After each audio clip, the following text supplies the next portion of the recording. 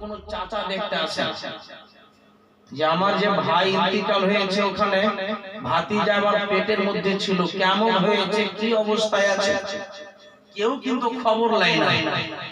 নিবেই বা কেমন, বড়রা তো নিবেই না, নাওয়া ফেলবে না। আপনার শামসি তারা দুশ্মনী করে বলেন না। এবার কিন্তু বাঁচলো মুত্তালিব, তিনটা চাচা আছে না। মুত্তালিব বলছে আমি এই জন্য খবর নিলাম, দেশের পরিস্থিতি খুব খারাপ ছিল, যদি কারো বাচ্চা বাবা মারা যেত, মরে যাওয়ার পরে যদি কোনো ছেলে জন্ম নিত তো মানুষ কি বলবে জানেন, এই ছেলেটা জারোয়া হয়েছে। এটা কিন্তু মক্কার একটা বাজে হাওয়া ছিল।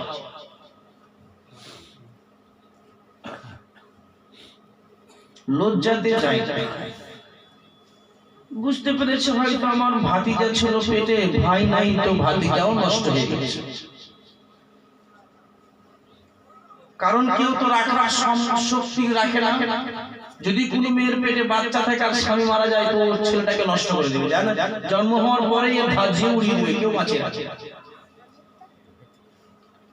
ভাবিও মনে হয় নষ্ট করে। ওই ছেলেটার নাম, হাসিমের ছেলের নাম কিন্তু রাখা যাচ্ছে সাইবা। কি নাম?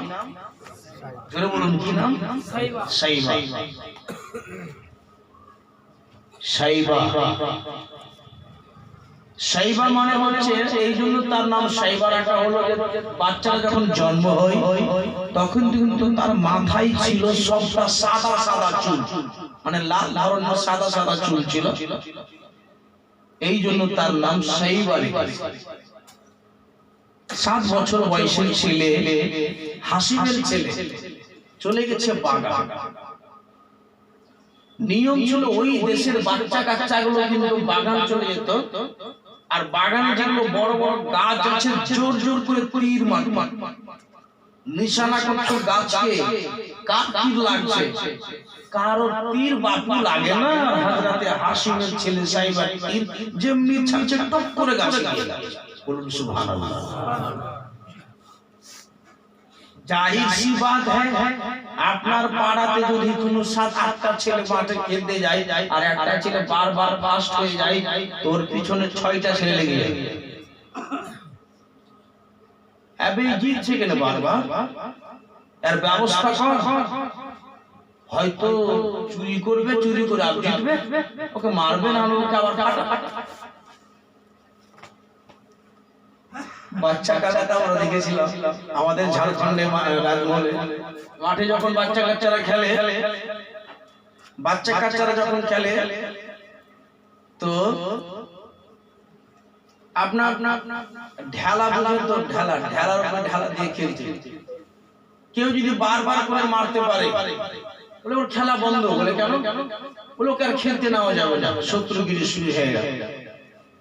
ও বাবা আমার, হাসিমের ছেলে বারবার করে তীর মারে, যেমনি বাবা তীর খানা হয়ে গাছে মারে, যেমনি তীর গাছে মারে টকে গাছে যেন লেগে যায়। এবার হাসিম বললেন, হাসিমের ছেলে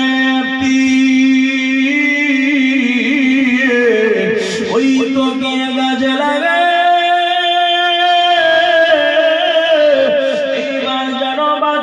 বলে ও বাবা, ও ছেলে তোমার বাড়ি কোথায়, তোমার বাপের নাম কি বলো।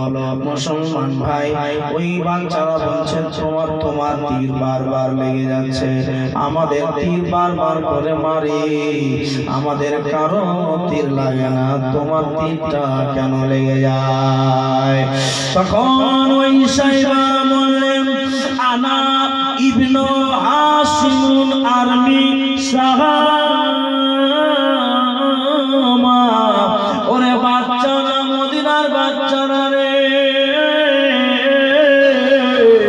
আমি হাসিমের ছেলে, আমার তীর এদিক ওদিক যাবে না, আমি কুরাইশ খানদানের সন্তান, আমার তীর এদিক ওদিকে যাবে না, আমার তীর এদিক ওদিকে ভাসবে না, আমি হাসিমের ছেলে, আমার তীর কোনো দিকে যাবে না, ঠিকই এই নিশানায় গিয়ে লেগে যাবে। বাবা যেমনি বলতে নাই, যেমনি কথাটা বলতে নাই, মুসলমান একটা লোক ছিল রাস্তাতে, ধরেন এখানে খেলছে বাচ্চারা আর গাছ গাছে মারছে, তো রোডে কিন্তু একটা লোক দাঁড়িয়ে আছে। রোড থেকে লোকটা দেখছে যে সব ছেলে তীর মারছে, লাগে না, আর এই ছেলেটার তীর টিকিয়ে গাছে লাগছে, ব্যাপারটা কি? লোকটা কিন্তু দাঁড়িয়ে দাঁড়িয়ে ঘোড়ার উটের উপরে চেপে, ঘোড়ার উপরে চেপে চেপে দেখছে। যেমনি বলেছে আমি হাশিমের ছেলে, আমার তীর ভাসবে না, আমি কুরাইশ খানদানের ছেলে, আমার তীর কোন দিকে যাবে না, আমি ইজ্জতদার বংশের ছেলে। যেমনি বলতে নাই, ওই লোকটা কিন্তু বলল, বাহ, এটা হাশিমের ছেলে, মানে মুত্তালিবের ভাতিজা। চললো একবার মুত্তালিবের কাছে, দৌড়তে দৌড়তে দৌড়তে গিয়ে বলছে, ও ভাই মুত্তালিব, মুত্তালিবের কোনো খবর তুমি পেয়েছো? মুত্তালিব তুমি খবর পেয়েছো? মুত্তালিব বলছেন, বলে না রে ভাই, না, তাড়াতাড়ি করে বলো আমার কি খবর, তুমি নিউজটা আমার কানে দাও। বলতে লাগলো, মুত্তালিব ভাই, জানো জানো, তোমার একটা ভাই ছিল মদিনাতে, বলে মদিনাতে কোনো ভাই নাই, তবে মদিনায় আমার ভাইয়ের কবর আছে। মদিনাতে আমার ভাই, কেন আমার ভাবির কোনো খবর নেই? বলে তোমার ভাবির খবর নাই,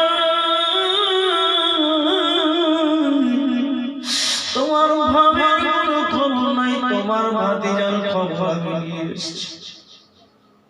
যেমনি ভাতিজার নাম বলা নাই, মুত্তালিব বলে, ভাই রে, আল্লাহ তোর ভালো বড় ভাগ করে বলল, বলে বাবা বলবো আমার ভাতিজা কেমন আছে? বলতে লাগলো, বলে আপনার ভাতিজা দুনিয়াতে পয়দা নিয়েছে, আর কিছু জানো, তোমার ভাতিজা যেন বর্তমানে তীর ধনুষ খেলতে লেগেছে। আল্লাহ দরবার করবে,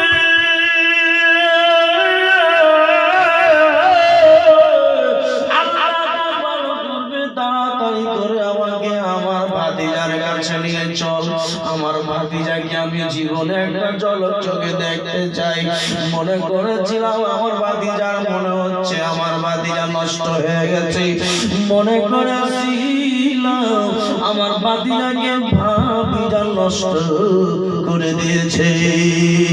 বলে আল্লাহ তোমার ভালো করবে, তাড়াতাড়ি করে নিয়ে চলো আমার ভাতিজার কাছে। বাবা এই যে ঘোড়াতে বসলো, বসার পরে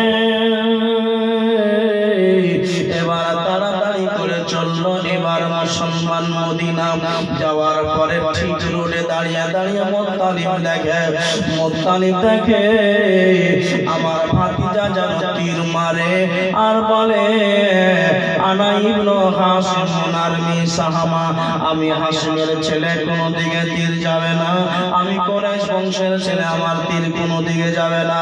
ও বাবা, যিনি মুসলমান বলতে নাই, এবার মুত্তালিবের আর সহ্য হলো না। মুত্তালিব বলতে লাগলো, আমরা আমার সন্তানকে কোলে নিই। মুত্তালিব মারে আস্তে আস্তে ঘোড়াকে বাবা ছেড়ে দেওয়ার পরে, ও মুসলমান, মুত্তালিব যেন ভাতিজাকে কোলে তুললে। ভাতিজাকে কোলে তোলার পরে বলছেন, ভাতিজা আপনি হঠাৎ করে আমাকে কোলে নিলেন, ব্যাপারটা কি? কোনো গিট নাইট না আপনি নয়। লোকটা বলছেন, বাবা রে, আমাকে চিনতে পারবে না, আপনাকে চিনবেন কেমন করে? হঠাৎ করে কোলে নিলেন আমাকে, কেন? আমাকে নামান, আপনি কে? আমাকে হঠাৎ করে কোলে নিলেন কেন আপনি?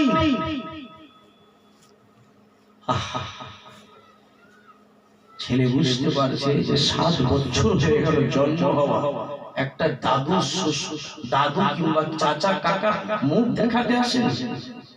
হতে পারে আমার চাচাই হতে পারে, কিন্তু না, অধিকার আমি দেব না, আমাকে না। কেন বেটা, আমাকে তোমার পছন্দ হয় না? আমি তোমার চাচা, আমি তোমার ভাইয়ের, তোমার আব্বার আমি ভাই, আমাকে নামা নিচে নাও, আমি আপনার কোলে যাব। কেন বলে এই জন্য আপনার আমি কোলে যাব না।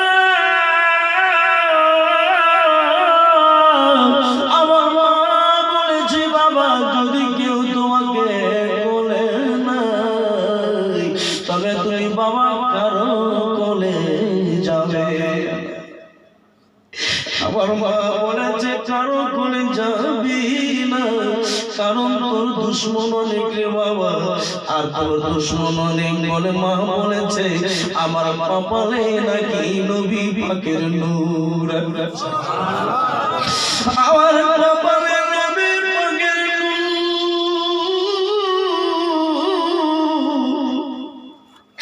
আমার জন্ম হয়ে গেল 7 বছর বয়স হয়ে গেল, এখন পর্যন্ত কোন চাচা আমাকে ডাকতে আসেনি, আমাকে আমার চাচারা মুখ দেখাতে আসেনি।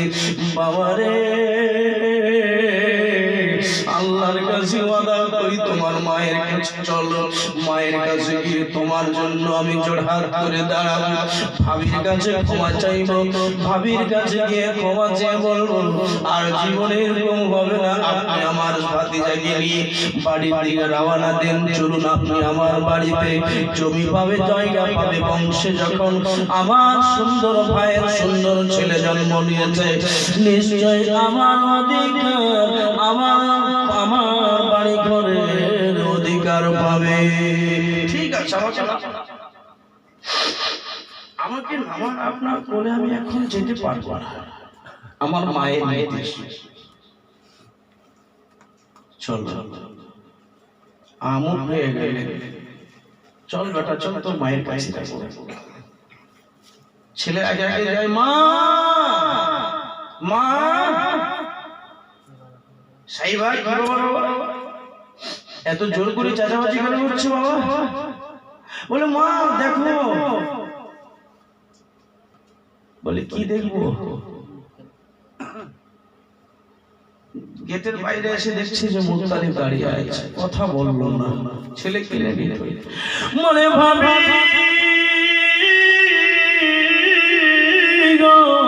আল্লাহ আপনার বড় করবে, ভাবি দরজাটা খুলে দিন, দরজা খুলে দাও, জীবনে আর ভুল হবে না। বলতে লাগলো সালমা বলে মুত্তালিব রে,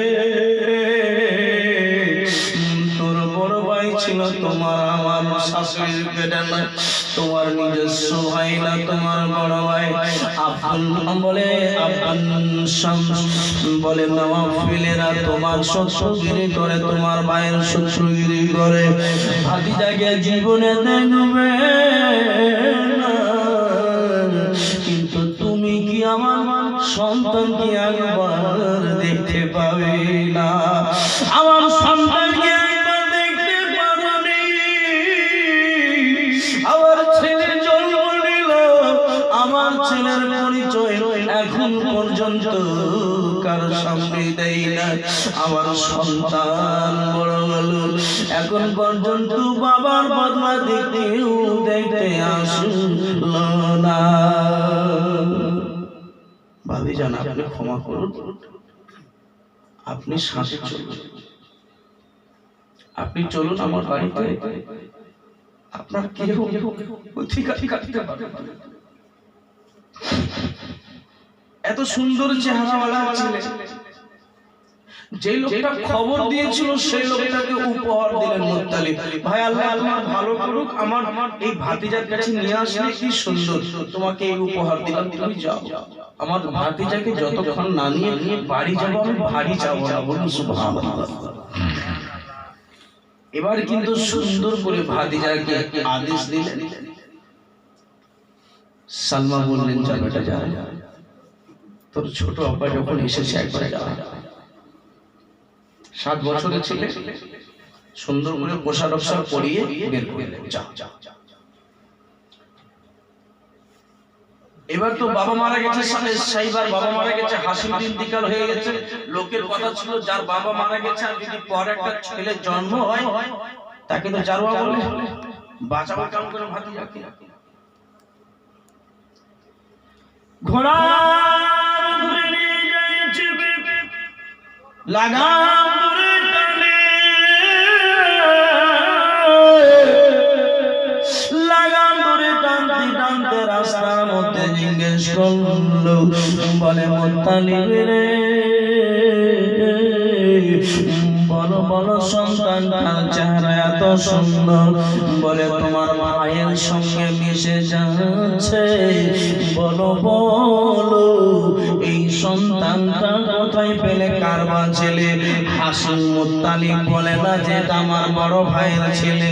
বলতে লাগলো, ও মদিনার মক্কা লোকেরা, এই সন্তানটা হলো আমার গোলাম, আমি মদিনা থেকে যেন গোলাম একটা কিনে নিয়ে আসলাম, আমি গোলাম কিনে নিয়ে আসলাম, বাড়িতে কাজের দরকার পড়ছে তো ছেলের একটা দরকার বলে কিনে নিয়ে আসলাম। এই বলে বলে পথের রাত কিন্তু অতিক্রম করে যায়, পথ কিন্তু অতিক্রম করে যায়, যেতে যেতে যে জিজ্ঞেস করে, ও মুত্তালিব, কেন মুত্তালিবকে বলেন জানেন? মুত্তালিব কিন্তু সবাই চিনে। বলে কেমন চিনে? মুত্তালিব এই জন্যই চিনে যে হাশিমের আব্বা ইন্তিকাল করেছেন আব্দে মানাফ। আব্দে মানাফ বলল, বাবা রে, এই কাবা ঘরের চাবি তোমার কাছে। যখন ওই ছেলেকে চাবি দিল তখন কিন্তু মুত্তালিব চাবি নিল, আব্বা বিদায় নিল। মুত্তালিব চাবি নিয়েছিল, সর্দার হয়েছিল মুত্তালিব। বর্তমানে মাতাওয়ালি কাবা ঘরের উনি। লোকজন জিয়ারত করতে যায়, জানে যে এটা হলো কাবা ঘরের মাতাওয়ালি, সবাই চিনে। সর্দার মশাইয়ের ছেলে কার? আমার গোলাম।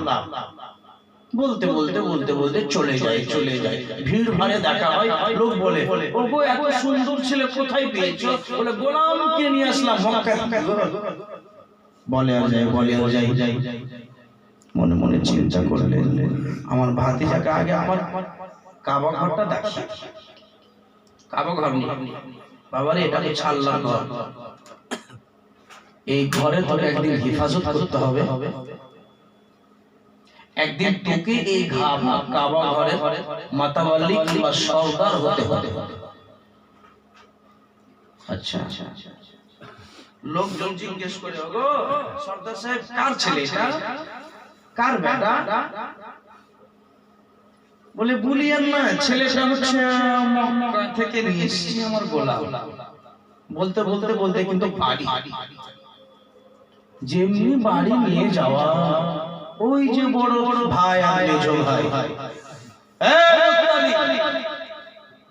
কার ছেলে তুই বাড়ি নিয়ে আসলি? সেটা আমার ভাতিজা। নিয়ে আসলি ঠিক করলি, কিন্তু কোনো অধিকার, বাড়ি, জমি জায়গার অংশ দেব না, এটা মনে করিও না যে এই ছেলেটাকে অংশ দেব, একটা ধুল পর্যন্ত জায়গা দেওয়া হবে না। এটা কেমন কথা বলছো ভাই? ছেলেকে নিয়ে আসলাম, আগে দেখো, নিয়ে আসার পরেই তোমরা উত্তরপাত শুরু করে দিয়েছো, ছেলে কথা। মুত্তালিব বলে, ও ভাই, আমার ভাতিজাকে নিয়ে আসলাম। বাবা গোল করে বসা হলো, আগে বলো ভাতিজাকে নিয়ে আসলাম, তোমাদের জমি জায়গা দরকার নাই। ও ভাই, আমার ভাতিজাকে দেখে তোমরা সন্তুষ্ট হয়েছো কিনা? বসা হলো, বসার পরে যেন ভাতিজার নাম রাখা হলো। ও বাবা, নাম সাইবা নাম কেটে যাওয়ার পরে গ্রামের লোকেরা তার নাম রাখলো। মুত্তালিব বলছে, আমি একটা নাম বলবো, এই বাচ্চাটার নাম সাইবা, নামটা কেটে বাচ্চাটা নাম সাইবা নাম কেটে গিয়ে তার নাম রাখা যায় আব্দুল মুত্তালিব। কি নাম? এটা জোরে শুনতে চাই, জোরে বলে, ঠান্ডা তো পড়েছে। আব্দুল মুত্তালিব, ইনি হচ্ছেন আমার রাসূলুল্লাহর দাদু। এই নামটা সাইবা নাম কেটে দাও, আর আব্দুল মুত্তালিব নাম রাখো। মুত্তালিবকে এবার লোকজন বলছে এই নামটা কেন হবে? বলছে এই জন্যই হবে যে আমার নাম মুত্তালিব, আর আমি যখন গোলাম বলেছি একে আব্দুল মুত্তালিব।